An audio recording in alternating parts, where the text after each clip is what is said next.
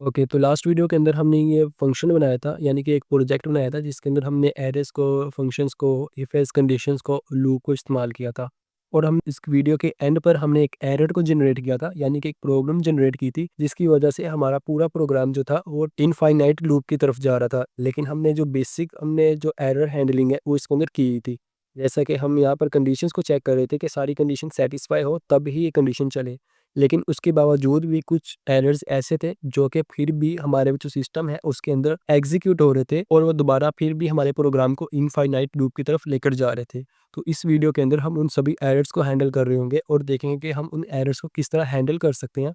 उन एरर्स से हम अपने प्रोजेक्ट को किस तरह प्रोटेक्ट कर सकते हैं। ओके, तो हम अपने ही पुराने वाले फंक्शन के अंदर ही अपडेट्स करेंगे और अपडेट्स करके उन सभी एरर्स को सॉल्व आउट कर रहे होंगे। तो सबसे पहले हम फंक्शन वाले पोर्शन के अंदर जाते हैं और यहाँ पर हम सबसे पहले एक फंक्शन बनाते हैं जो कि हमारे वेरिएबल्स को, जो कि हमारे अल्फ़ाबेट्स को चेक कर रहा होगा, ठीक है? यानी कि हमारे हर अल्फ़ाबेट्स को स्टेप बाय स्टेप चेक कर रहा होगा कि हम जो अल्फ़ाबेट्स इसके अंदर पुट कर रहे हैं, यानी कि नंबर्स पुट कर रहे हैं, वो सही पुट कर रहे हैं कि गलत पुट कर रहे हैं।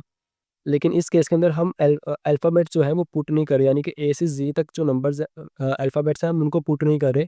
हम सिर्फ़ नंबर्स यहाँ पर एंटर कर रहे हैं। इस केस के अंदर हम सिर्फ़ नंबर्स वाला जो फंक्शन होगा वो बनाएँगे।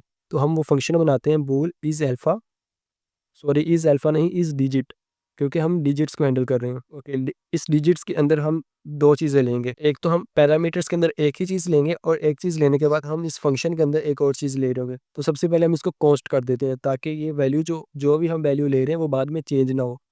और अब हम यहाँ पर ले रहे होंगे स्ट्रिंग को।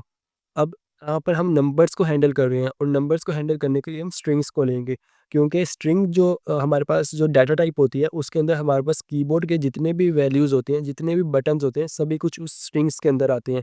यानी कि हम नंबर्स ले रहे होंगे तब भी वो स्ट्रिंग के अंदर आएगा, अगर हम अल्फ़ाबेट्स ले रहे होंगे तब भी वो स्ट्रिंग्स के अंदर ही आ रहा होगा, और अगर हम कोई पॉइंट, डॉट या फिर समथिंग कोई और सिंबल को, इस सिंबल का इस्तेमाल कर रहे होंगे वो भी स्ट्रिंग के अंदर ही आ रहा होगा। तो इसके लिए हम स्ट्रिंग लेंगे और हम एड्रेस ले रहे होंगे, यहाँ पर हम एड्रेस ले रहे हैं। तो ये एड्रेस वाला कॉन्सेप्ट भी मैं पहले बता चुका हूँ। हम डायरेक्ट हम उस वैल्यू के एड्रेस से हम उसको चेक कर रहे होंगे, यानी कि हम उसकी कॉपी जनरेट नहीं करेंगे, हम उसका डायरेक्ट एड्रेस ले रहे होंगे। और यहाँ पर हम इनपुट ले लेते हैं क्योंकि हम यूज़र की जो इनपुट है उसको चेक कर रहे हैं, ठीक है? अब हम इस लूप के अंदर आते हैं, यानी कि इस फंक्शन के अंदर आते हैं। और यहाँ पर जैसे कि आपने ये देख लिया कि मुझे सजेशन भी दे रहा है, तो एग्जैक्ट हम यही चीज़ करने वाले थे इसके अंदर। तो हम सिंपल टैब को प्रेस करेंगे और ये सारा कुछ कोड जो है वो विजिबल हो जाएगा। अब हम इस कोड को समझते हैं। अब ये जो लूप है, फॉर लूप, इसको कहते हैं रेंज लूप। तो पहले हम इसको समझते हैं। इसको कहते हैं रेंज लूप, यानी कि ये हमारे पास जो रेंज है वो चेक कर रहा होगा कि ए से जी तक, या ए क्यों आ रहा बार बार भाई, 1 से लेकर, इस कंडीशन में वो 0 से लेकर 9 तक सभी वैल्यूज जो होंगी उसको चेक करेगा कि 0 0 क्या डिजिट है, वो हाँ वो डिजिट है। क्या वो हमारे पास जो 9 है, जो 1 है वो डिजिट है, क्या 2 है वो डिजिट है, और क्या 3 है वो डिजिट है। तो इन सभी चीज़ों को चेक कर रहा होगा स्टेप बाय स्टेप। लेकिन आप यहाँ पर देख रहे होंगे वो करैक्टर बाय करैक्टर चेक कर रहा है यहाँ पर। यानी कि जो उसने हमें सजेशन दिया है वो करैक्टर बाय करैक्टर को चेक कर रहा है। यानी कि जो ये सिंगल कोलन के अंदर आता है, ये करैक्टर बाय करैक्टर को चेक कर रहा होता है, ये करैक्टर होता है, ठीक है? लेकिन हमें यहाँ पर करैक्टर्स नहीं चाहिए, क्योंकि जो हमारी डाटा टाइप्स हैं वो इंट के अंदर है। तो इसका मतलब है कि हमें नंबर्स चाहिए, एक्चुअल जो नंबर्स हैं वो हमें चाहिए। तो उसके लिए हम दोबारा इफ एल्स की कंडीशन लगाएंगे और इसके अंदर अब हम लिखेंगे डिजिट को, ठीक है? यानी कि हम यहाँ पर लिख रहे होंगे इस डिजिट, जो कि अब हमें वो बता रहा है। ओके, तो हम यहाँ पर ब्रैकेट्स को क्लोज करेंगे और यहाँ पर लिख देंगे रिटर्न फॉल्स। अभी मैं आपको समझाता हूँ ये क्यों लिखा है। ओके, यहाँ पर सबसे पहले इस डिजिट जो होता है, हमने फंक्शंस पढ़े थे, हमने फंक्शंस के अंदर सबसे पहले जब हमने इस प्रोजेक्ट को स्टार्ट किया था तो हमने देखा था कि हम सभी चीज़ें इसके अंदर कवर करेंगे। तो ये जो इस डिजिट होता है ये प्री डिफाइंड फंक्शन होता है सी प्लस प्लस के अंदर, जिसके अंदर ये चेक करता है कि क्या जो हमारे पास नंबर्स हैं, यानी कि जो भी चीज़ इसके अंदर हम दे रहे होंगे वो क्या नंबर्स हैं या अल्फ़ाबेट्स हैं या क्या चीज़ है, ठीक है? लेकिन अब सी के अंदर हम यहाँ पर नंबर्स देंगे, यानी कि 0 से 9 तक नंबर देंगे। तो वो चेक करेगा क्या वो सी के अंदर जो भी नंबर्स हैं वो ट्रू है, यानी कि वो सभी नंबर ही मौजूद है। इसकी एग्जांपल हम लेते हैं यहाँ पर कि हमने यहाँ पर ये सारे नंबर्स ले लिए। ओके, इसके अंदर कैरेक्टर भी आ गए, ये सारे नंबर्स ले लिए। अब रेंज लूप क्या होता है, वो सी से स्टार्ट करेगा, यानी कि वो 0 से स्टार्ट करेगा और वो सब को चेक करता जाएगा बारी बारी। पहले वो 0 को चेक करेगा और वो चेक करेगा क्या वो डिजिट है, अगर तो वो डिजिट हुआ तो ये ट्रू हो जाएगा, ये रिटर्न कर देगा ट्रू को। और यहाँ पर हमने नोट लगाया है, यानी कि अगर वो डिजिट ना हुआ तो हमें वो रिटर्न फॉल्स कर देगा, वो पहले ही हमें रिटर्न फॉल्स कर देगा। उसके बाद जब ये ट्रू हो जाएगा तो उसके बाद ही आगे वाले पर आएगा। क्या जो 2 है वो डिजिट है, यानी कि वो नंबर में आता है, 0 से 9 के दरमियान आता है। तो नंबर जो हमारे पास लैपटॉप्स के अंदर होता है, यानी कि जो हमारे पास सिस्टम्स के अंदर जो नंबर होता है कंपाइलर के अंदर, वो 0 से 9 होता है। तो इस नंबर्स को चेक करेगा, फिर इसी तरह वो सीक्वेंस में सभी नंबर को अनटिल के वो 5 तक पहुंच जाए। वो 5 तक जैसे ही पहुंच जाएगा वो सभी नंबर को चेक कर चुका होगा। तो अगर इसके अंदर से कोई भी वैल्यू जो कोई भी नंबर जो होगा वो अल्फाबेट निकल आया या फिर कोई कोई सिंबल इस तरह का निकल आया, कोई एक सिंगल भी, तो वो वहीं पे ही जो कंडीशन होगी उसको फॉल्स कर देगा और वो सारे जितने भी पहले नंबर ले चुका है और जितने भी आगे वाले नंबर्स होंगे उन सभी को टर्मिनेट कर देगा, यानी कि उनको चेक नहीं करेगा और सिंपल ये डिस्प्ले करवा देगा कि जो आपके नंबर्स हैं वो, यानी कि वो नंबर्स करेक्ट नंबर्स नहीं है, आप उसको करेक्ट नंबर दो।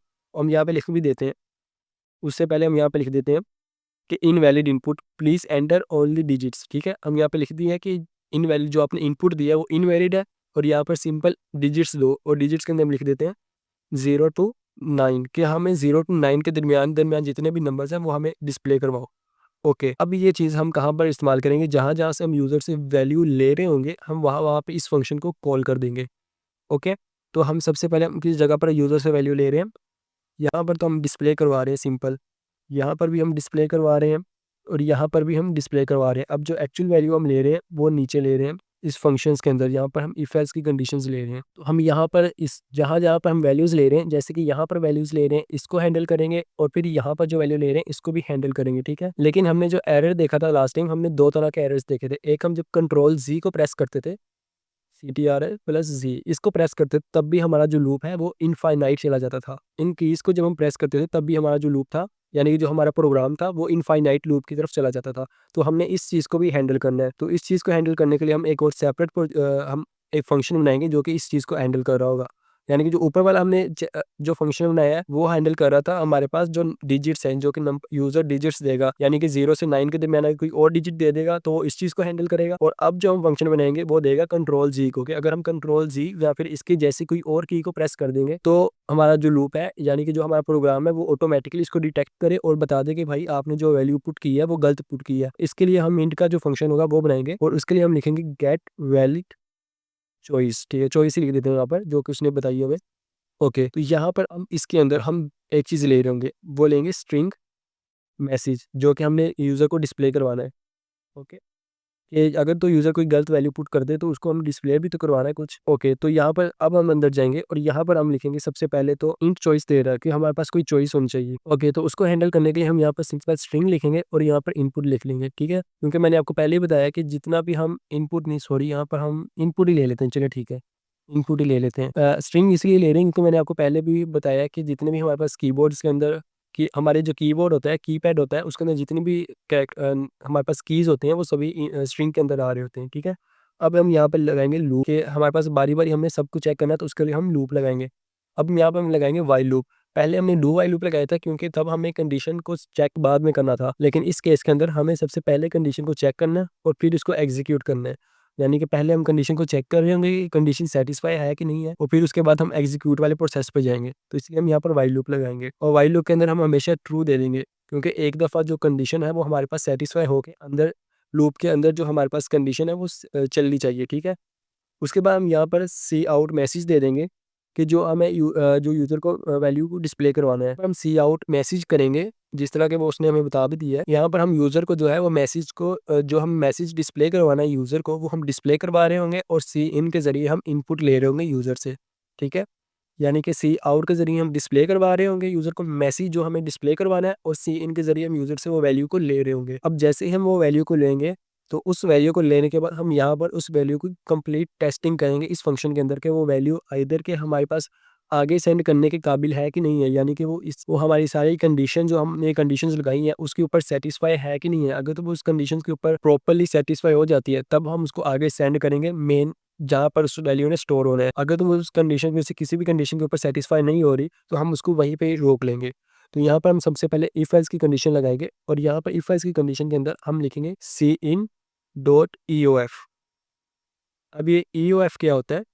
EOF एक ऐसा फंक्शन होता है, ये भी एक सी प्लस प्लस का प्री डिफाइंड फंक्शन होता है जो कि कंट्रोल जी को ऑटोमेटिकली हैंडल कर रहा होता है। ठीक है, इसके अंदर कोड लिखा होता है ऐसा जो कि कंट्रोल जी वगैरह को अपने आप हैंडल करता है, हमारे कीज़ जो होती हैं लैपटॉप के अंदर या फिर सिस्टम के अंदर उसको ऑटोमेटिकली डिटेक्ट करता है और देखता है कि अगर कोई हम एक्स्ट्रा जो की होती है वो प्रेस कर रहे हैं तो वो ऑटोमेटिकली इसको डिटेक्ट कर लेगा और ऑटोमेटिकली इसको ब्लॉक कर देगा। तो हम यहाँ पर सिंपल प्रिंट करवाते हैं, अगर ये कंडीशन आती है तो सिंपल हमें वो सी आउट हम यहाँ पर लिख देते हैं कि इनवैलिड इनपुट, हाँ invalid input please enter a number, यानी कि ये जो आपने वैलिड जो इनपुट दी है वो इनवैलिड है और कोई सेट जो प्रेफर नंबर है यानी कि कोई जो स्पेसिफिक नंबर हमने यहाँ पर दिए हुए हैं सिर्फ उसको ही अप्लाई करो इसके अंदर, ठीक है। और यहाँ पर हम सिंपल यहाँ पे लिख देंगे नीचे एग्जिट। एग्जिट इसलिए लिखेंगे क्योंकि अगर तो वो वैल्यू सेटिस्फाई नहीं होगी, यहाँ पे जो उसने यूजर ने वैल्यू नंबर जो गलत दिया होगा वो पहले चेक करेगा, चेक करने के बाद अगर कोई गलत वैल्यू दी होगी तो वो ऑटोमेटिकली डिटेक्ट कर लेगा और वो एग्जिट कर देगा। यानी कि अगर यूजर ने डायरेक्ट आते सारी कंट्रोल जी दे दिया तो वो ऑटोमेटिकली इसको डिटेक्ट करेगा और यहाँ से एग्जिट कर देगा, वो आगे इसको जाने ही नहीं देगा। हमने जो ऊपर फंक्शन बनाया था इस डिजिट के बारे में, यानी कि जो हमारे नंबर्स जो थे वो चेक कर रहा था, तो हम उसको भी इसी फंक्शन के अंदर कॉल कर लेते हैं ताकि हमें दो फंक्शन को अलग अलग कॉल ना करना पड़े। तो हम एक ही फंक्शन को कॉल करेंगे और एक ही फंक्शन उसके अंदर जाकर दूसरे फंक्शन को कॉल कर देगा। तो हम सिंपल यहाँ पर इफ़ लगाएंगे और इफ़ लगाने के बाद जो इस डिजिट जो हमने ऊपर फंक्शन बनाया था उसको कॉल करेंगे यहाँ पर। और इसको कॉल करने के बाद हम यहाँ पर सिंपल लिख देंगे कि अगर तो कोई वो वैल्यू होगी वो कोई वैल्यू जो है वो इनवैलिड दे देगा तो वो ऑटोमेटिकली यहाँ पर डिटेक्ट कर देगा, ठीक है। अब ये जो स्टोरी होता है ये भी सी प्लस प्लस का अपना एक फंक्शन प्री डिफाइंड फंक्शन है, ठीक है। ये कन्वर्ट करता है स्ट्रिंग को इंट के अंदर, यानी कि अगर यूजर कोई स्ट्रिंग की वैल्यू दे देता है यानी कि कोई अल्फाबेट दे देता है तो उसको इंट के अंदर कन्वर्ट कर देगा, ठीक है। तो सिंपल यही पर्पस था। अब हम जाते हैं अपने मेन फंक्शन के अंदर और देखते हैं जाके कि मेन फंक्शन के अंदर हम क्या क्या चेंजेस करेंगे। इसके लिए हम सबसे पहले यहाँ पर वैल्यूज़ ले रहे हैं और यहाँ पर हम पहले इसको चेंज करेंगे। तो हम सिंपल यहाँ पर ऑप्शंस लिखेंगे और ऑप्शंस लिखने के बाद हम ये लिख देंगे। अब ये जो गेट वैलिड इन चॉइस है ये हमारे उस फंक्शन को कॉल करेगी और जो हमने उसके अंदर हमने एक स्ट्रिंग पास किया था ये वाली स्ट्रिंग, तो वो स्ट्रिंग जो है वो ये है, यानी कि वो सबसे पहले बताइए कि एंटर योर चॉइस और यहाँ से हम एंटर योर चॉइस को रिमूव कर देंगे। ओके, अब हम ऑप्शंस के अंदर ही बता रहे हैं कि एंटर योर चॉइस, कि हम कोई चॉइस एंटर करो। अगर आप यहाँ पे नहीं लिखना चाह रहे तो सिंपल यहाँ पर जाके इस स्ट्रिंग को रिमूव कर दो और यहाँ पर इस सी आउट को भी रिमूव कर देना, यानी कि इस स्ट्रिंग को रिमूव कर देना यहाँ से और इस सी आउट को भी रिमूव कर देना। तो फिर भी आपका काम बिल्कुल सेम रहेगा और फिर आपको यहाँ पर आप यहाँ पर लिख लेंगे और यहाँ से रिमूव हो जाएगा। ओके, यहाँ पर सबसे पहले हमने ये लिख दिया और यहाँ पर वो कंडीशन चेक करेगा। जैसे ही यूज़र कोई वैल्यू पुट करेगा इसके अंदर तो सबसे पहले वो गेट वैलिड चॉइस के पास जाएगी। गेट वैलिड चॉइस जो है वो सबसे पहले अपनी कंडीशंस को चेक कर रहा होगा कि क्या ये सारी जो जो भी यूजर ने वैल्यू पुट की है इसके अंदर क्या वो सेटिस्फायर है कि नहीं है। जैसे ही अगर वो सारी सेटिस्फाई हो जाती है, इस कंडीशंस के अंदर से पास आउट हो जाती है, देन वो ऑप्शंस के पास जाएगी और ऑप्शंस के अंदर जाके वो वैल्यू जो होगी वो स्टोर हो जाएगी। ओके, यानी कि सबसे पहले हमें ये डिस्प्ले होगा, डिस्प्ले होने के बाद गेट वैलिड चॉइस के पास वो नंबर जाएगा और नंबर जाने के बाद वो चेक करेगा क्या ये नंबर सेटिस्फाई है कि नहीं है। अगर वो सेटिस्फाई होगा तो देन वो ऑप्शंस के पास जाएगा, अदरवाइज ऑप्शन के पास नहीं जाएगा और वो वैसे ही प्रोग्राम जो होगा वो टर्मिनेट कर देगा। ओके, हमने पहली कंडीशन यहाँ पर सेटिस्फाई कर ली। अब इसके बाद जो सेटिस्फाई करने की कंडीशन है वो ये चॉइस वाली है। हम सबसे पहले चॉइस लिखेंगे और इक्वल टू कर देंगे उसी गेट वैलिड चॉइस के जो कि हमने ऊपर लिखा था। अब सिमिलरली इसके अंदर भी यही होगा, सबसे पहले वो कार का नंबर लेगा यूज़र से और फिर उसके बाद वो चेक करेगा गेट वैलिड चॉइस के अंदर जाकर कि क्या हमारा जो फंक्शन है जो हमारे यूज़र ने वो वैल्यू दी है वो कंफर्म है कि वो चॉइस के अंदर जा सकती है कि नहीं जा सकती, उसके अंदर कोई प्रॉब्लम तो नहीं है, कोई यूज़र ने गलत वैल्यू तो नहीं एंटर कर दी। तो अगर कोई गलत वैल्यू एंटर करेगा तो वो ऑटोमेटिकली वहीं पे उसको बैक बता देगा कि भाई एग्जिट कर देगा प्रोग्राम से कि हमारा जो आपने जो वैल्यू पुट की है इसके अंदर वो गलत पुट की है। तो अगर तो यूज़र ने वैल्यू सही पुट की होगी देन वो चॉइस के पास जाएगा, अदरवाइज वो चॉइस के पास नहीं जाएगा। सिमिलरली यहाँ पर भी हम वही चीज़ कर रहे होंगे, डेज को कर देंगे equal to get value choice के और यहाँ पर हम लास्ट पर ये जो चॉइस हमने यहाँ पर चॉइस दिया इसको भी वही कर देंगे, choice equal to get value choice. Okay, अब यहाँ पर हमारी सारी जितनी भी कंडीशन है वो सारी सेटिस्फाई होगी, वो सभी चेक कर रही होगी।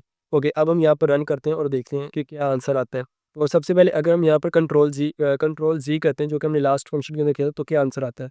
तो उसने वहीं पे डिटेक्ट कर लिया है जो वैल्यू पुट की है इसके अंदर वो गलत वैल्यू पुट की है और ये कंट्रोल जी जो हैंडल कर रहा है वो हमारा ये ईओएफ वाला फंक्शन हैंडल कर रहा है, ठीक है। और ईओएफ जैसे ही उसने ईओएफ के पास गया कि कंट्रोल जी उसने एंटर किया, अब उसने साथ ही कह दिया कि भाई आपने इनवैलिड नंबर एंटर किया है, तो उसने वहीं भी एग्जिट कर दिया। अब यहाँ पर एग्जिट भी लिख सकते हो आप, रिटर्न भी लिख सकते हो आप और सिंपल एग्जिट भी लिख सकते हो, तो ये टोटल आप पे डिपेंड करता है आप यहाँ पर क्या लिखे हैं। अब इसको हम दोबारा रन करते हैं, लेट्स सी अब हम इसके अंदर क्यू पुट कर देते हैं या फिर कोई नंबर वैल्यू पुट कर देते हो। अब ये चेक करेगा, अब वो कहेगा कि भाई आपने जो वैल्यू है वो गलत पुट किया है। अब ये वाली जो वैल्यू चेक कर रहा है वो हमारा ये एल्स कंडीशन चेक कर रही है यहाँ पे, जो कि हमने फंक्शन के लास्ट में दिया था कि अगर इन कंडीशंस के अलावा कोई वैल्यू पुट करे तो ये वाली कंडीशन है। अब यहाँ पर हम सही वैल्यू पुट कर देते हैं 2 और उसके बाद अब हमें वो बता रहा है कि हमारे पास जो कार अवेलेबल है वो ये वाली कार्स अवेलेबल है और आपने इनमें से कौन-सी वाली गाड़ी को लेना है। ओके। अब ये वाली जो कंडीशन है, ये लूप्स जो इफ एल्स है इसके अंदर से बाहर बाहर निकल चुकी है और ये जो फंक्शन है ऊपर, एक सेकंड, हमने 2 पुट किया था और 2 पुट किया था वो रेंट वाली कार की किया था। अब ये फंक्शन जो है वो इसके अंदर जा चुका है। ठीक है? अब हमने यहाँ पर जो वैल्यूज़ पुट करनी है वो चॉइस की वैल्यू पुट करनी है और डेज़ की वैल्यू पुट करनी है। ठीक है? तो अब जो एरर्स हैंडलिंग होगी यहाँ पर डेज़ की और चॉइस की, यानी कि चॉइस की एरर हैंडलिंग और जो डेज़ की होगी वो हमने जो खुद बनाई है यहाँ पर उसके ज़रिए हो रही होगी। तो अब हम यहाँ पर लिख देते हैं लेट्स सी के 1 लिखते हैं टोयोटा के लिए और यहाँ पर हम 7 लिख देते हैं ए, यानी कि टाइपो मिस्टेक कर देते हैं एक। जैसे ही हम ये लिखेंगे तो वो कह देगा कि भाई आपकी इनवैलिड चॉइस है, यानी कि जो इनपुट है वो इनवैलिड है। Please enter digit 0 to 9। अब ये चीज़ क्या क्या हैंडल कर रही है? अब ये जो चीज़ थी ये हमने जो डिजिट्स वाले नंबर बनाया था यहाँ पर, ये वाली जो डिजिट वाला फंक्शन बनाया था, ये हैंडल कर रहा है कि इनवैलिड इनपुट है आपका और एंटर करो 0 से 9 प्रॉपर्ली। लेकिन हमने इसको तो कहीं कॉल नहीं किया, लेकिन हमने इसको कॉल किया हुआ है। इनडायरेक्टली हमने इसको इस फंक्शन के अंदर ही कॉल किया हुआ है, ठीक है? तो ये डायरेक्टली इसको हैंडल कर रही है। अगर हम सिंपल 1 लिखेंगे, तो उसने 1 को चेक किया सबसे पहले, हाँ, ये तो डिजिट है, इसको एक्सेप्ट कर लिया। लेकिन जैसे ही उसने ए को एक्सेप्ट किया, तो इसने कहा ए तो डिजिट नहीं है, तो उसने साथ ही एरर जनरेट कर दिया कि भाई आपका जो वैल्यू है वो इनवैलिड है, तो कोई ऐसी वैल्यू दो जो कि 0 से 9 हो।